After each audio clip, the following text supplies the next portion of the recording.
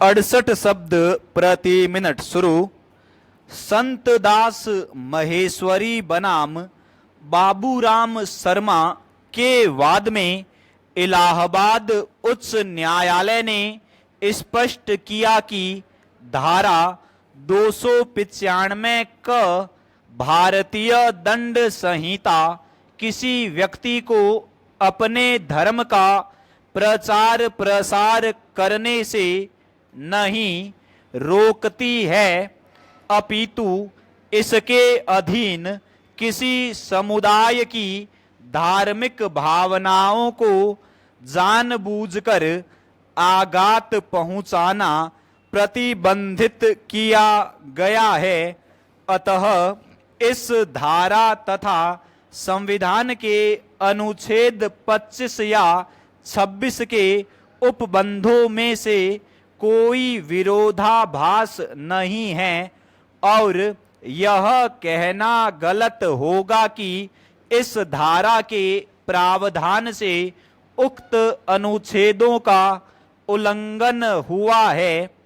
इस धारा द्वारा लगाए गए प्रतिबंध संविधान के अनुच्छेद 19(2) के अधीन युक्ति युक्त एवं उचित होने के कारण पूर्णतः संवैधानिक है। चेंज रामजी मोदी बनाम उत्तर प्रदेश राज्य में धारा 295 क की वैधता को इस आधार पर चुनौती दी गई थी कि यह संविधान के अनुच्छेद 25(1) के उपबंधों के विरुद्ध है, परंतु उच्चतम न्यायालय ने याचिकाकर्ता के इस तर्क को अस्वीकार करते हुए अभिनिर्धारित किया कि इस धारा के अंतर्गत धार्मिक भावनाओं को आघात पहुंचाने वाले केवल उन कार्यों को ही अपराध माना गया है जो दुर्भावना से प्रेरित होकर किए गए हो।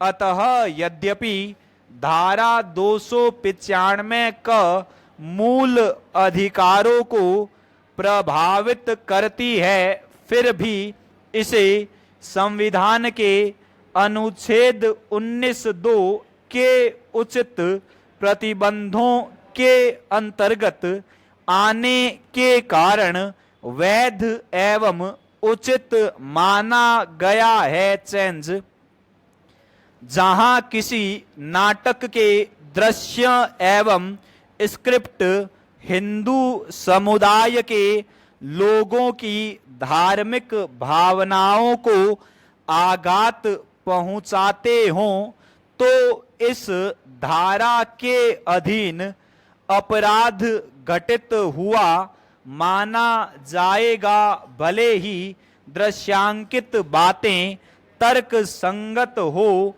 या न हो।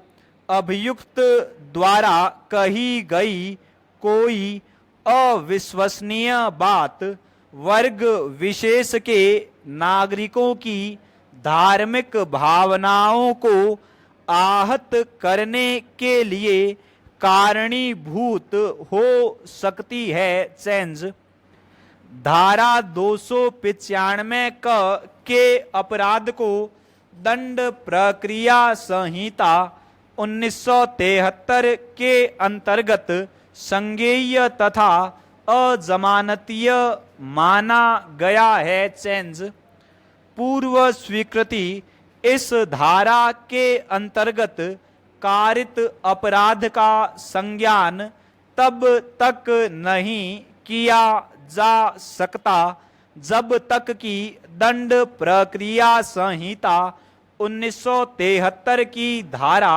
196(1) के अंतर्गत संबंधित सरकार की पूर्व स्वीकृति प्राप्त न कर ली गई हो। चेंज मनोज राय तथा अन्य बनाम मध्य प्रदेश राज्य के मामले में राज्य सरकार ने दंड प्रक्रिया संहिता 1973 की धारा 196(1) के अनुसार अपीलार्थी के विरुद्ध भारतीय दंड संहिता की धारा 295 के अधीन अभियोजन संस्थित करने की पूर्व स्वीकृति प्रदान नहीं की थी।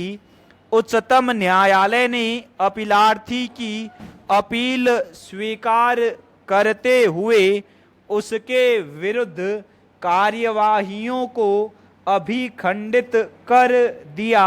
चेंज इस धारा में प्रयुक्त शब्दावली भारत के नागरिकों से यह स्पष्ट है कि यह धारा केवल भारतीय नागरिकों के किसी वर्ग विशेष की धार्मिक भावनाओं को आघात पहुंचाए जाने की दशा में ही लागू होगी। स्टॉप।